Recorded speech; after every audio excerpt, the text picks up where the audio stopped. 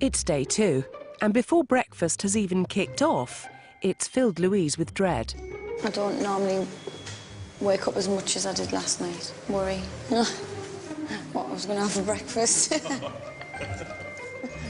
She may have refused to finish her dinner last night, but Eddie's giving it another go. For Louise, it's chilly again. So is this all the leftovers from last night? That's the leftovers. Happy breakfast.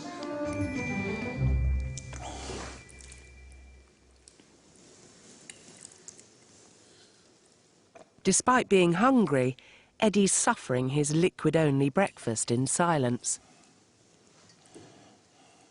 In fact, silence seems to be the order of the day, as Louise attempts to force down a small mouthful of her chilly breakfast.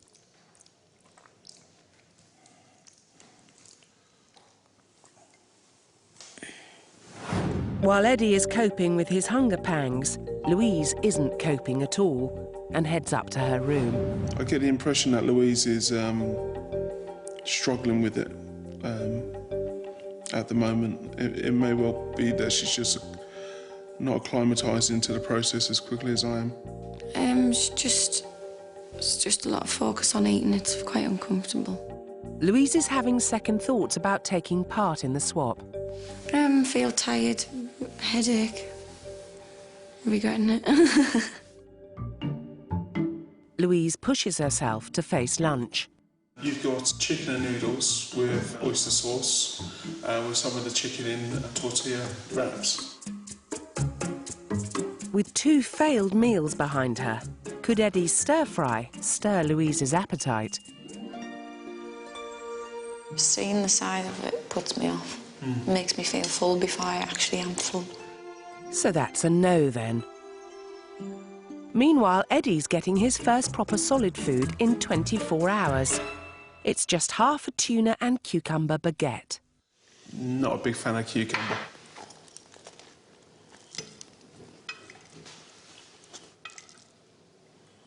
What's making you eat it? The reason I'm eating it is that it's part of your diet, it's part of the diet swap, and I signed up for the whole thing. Louise is still not getting into the spirit of the swap. For Eddie, going so long without food has made him confident he can crack his bad eating. I don't think I would actually choose to go 24 hours without eating, but after day 2, I've found that I can do without more food and make do with less. Actually seeing the portion size this time, for me, I'd say that I realise now that it's far too much. After just a few days in the house, Eddie's exploring his relationship with food. He's hoping that by sharing some childhood memories, he can get Louise thinking about her eating habits too. Money was really tight because my dad was laid off work. So we all used to go down to my auntie's house and congregate around there and pool our resources and have big family meals. I love this picture. That's me and my mum. You can see from this picture that I'm starting to put on quite a bit of weight. And it was back then, people used to say, oh, you're a big lad, you need a big portion. So you'd have a man-sized portion even though you was still a relatively young lad. For Louise, remembering her one-parent childhood is more painful. I don't remember these. I remember this one. I turned into a little poser around 9 or 10 and wanted pictures took of me because there was never any around the house. Mum didn't take pictures, keep photo albums, anything like that. I was a small child. I think I was naturally small, naturally slim, but even at this age I'd never liked food. You can see I'm quite slim. And just never liked food, never had an interest in it. Was that because of the way your family group interacted around food? I don't know, it was only really ever me, my mum and my brother. Never really had big meals, didn't look forward to eating, would just eat. Would never have occasions where it was a dinner party or a family meal again, because there was only 3 of us, but...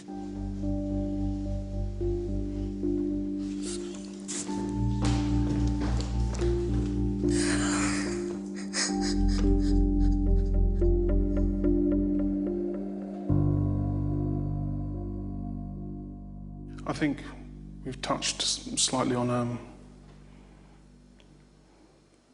some of the darker and happier days for Louise, and possibly the part of her life that she isn't ready or prepared to share with us. But Louise does eventually return to admit she's discovered a connection between her unhappy childhood and the reasons behind her hatred of food. Sorry I walked out. It's okay. It's just looking at the childhood pictures, I don't feel that I was loved when I was a child, so I think maybe I used food as a reward and felt that I didn't deserve food. And maybe I've carried that on to my adult life, and it was just a bit upsetting. Louise has found the swap very tough, but is now realising why she's eating badly, and this will hopefully spur her into eating more. Eddie, however, seems to be finding it all a bit too easy, so Christian has a wake-up call from America. Tell me how the week's going. Surprisingly well. It hasn't affected me as badly as I thought it was going to. I've never had any crisis moments. Yeah. And I've learned a lot about myself.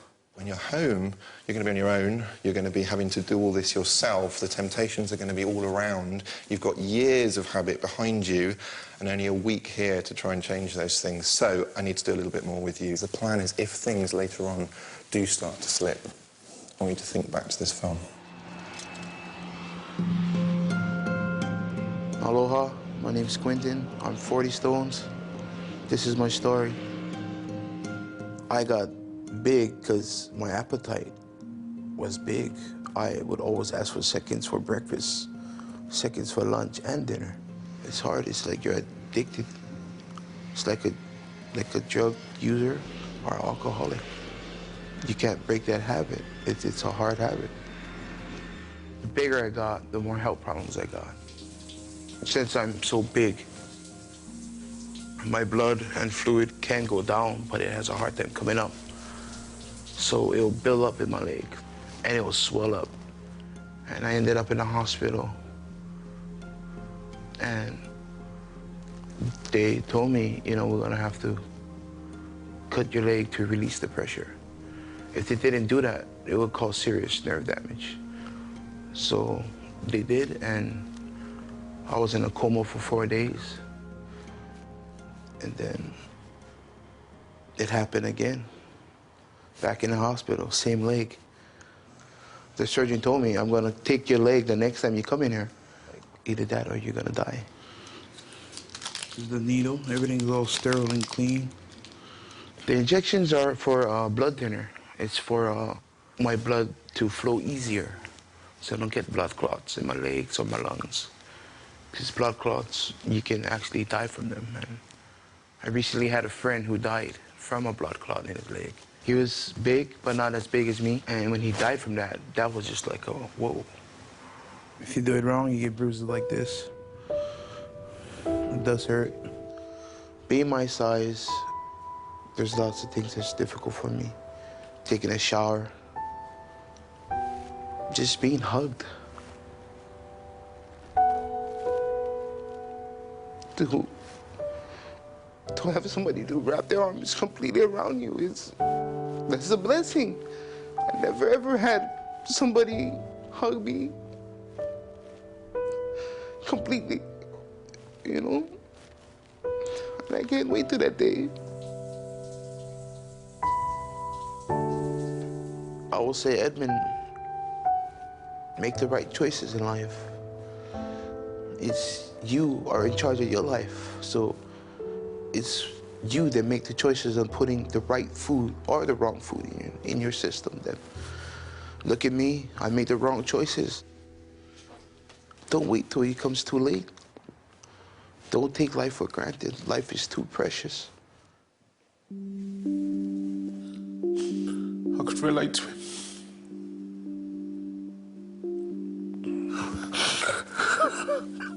I know what's upset you so much. Just seeing him putting that needle in his belly. The last time I saw my dad alive, he showed me the exact same bruises. For the exact same reasons. And I know that part of my problem is with my high blood pressure. I thought I was getting away with it easy, to tell you the truth. I thought my body was adapting well to the extremes that it's gone through. But that video has just really, really brought it home.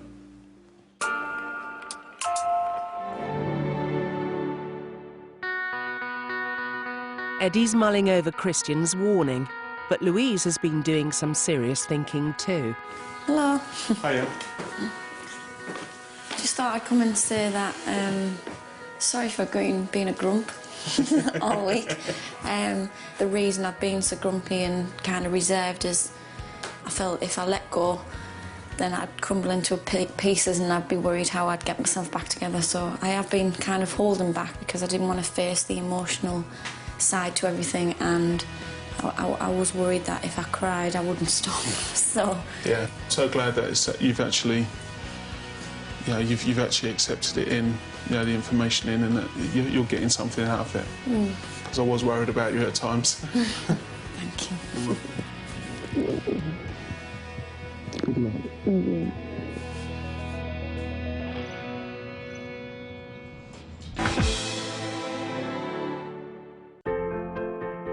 Hectic food hater Louise and leftover king Eddie are taking part in our week-long diet swap experiment. So far, Eddie has got to grips with portion control. I realise now that it's far too much. And Louise reached an emotional milestone. Looking at the childhood pictures, I don't feel that I was loved when I was a child. It's the end of the week. So far, Louise has not learnt to love food. This breakfast is her last chance. Well, bon appetit.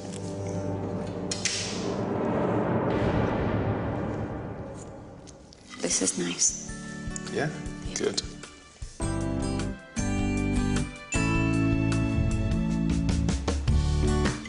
I will actually cook this in the future.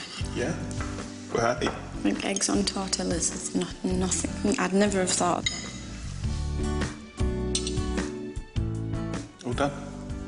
Enjoy that? Don't I enjoyed it? Thank you, it was lovely. Thank you. Louise is finally on track. It was nice, and seeing him cook it was quick and it was easy, so I think I'll probably have that in the future.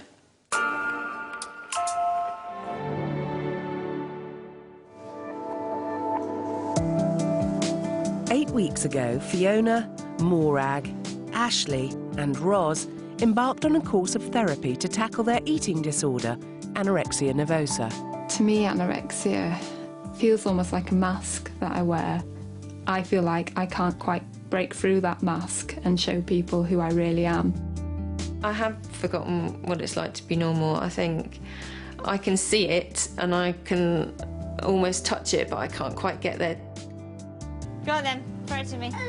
I hate myself for my son not seeing me as the outgoing, vivacious, keen, full of life person that I was. I suppose what I take heart from is that I've not always been like this, and I know how fun-loving and how easygoing I was before, and that's what I hold on to. And I just want the real me back. Today, for the final session of the course, the group are gathering for their last meal together. The group have worked really hard over these last 8 weeks, and I'd like them to celebrate that fact. I've asked them to bring their friends and their families here today to have a meal in a restaurant. I'd like the group and those closest to them to start thinking about the future and the steps they might need to make towards recovery. I'd like to think that today is going to be positive for Mum and Dad, with them meeting other people going through it and meeting other family members.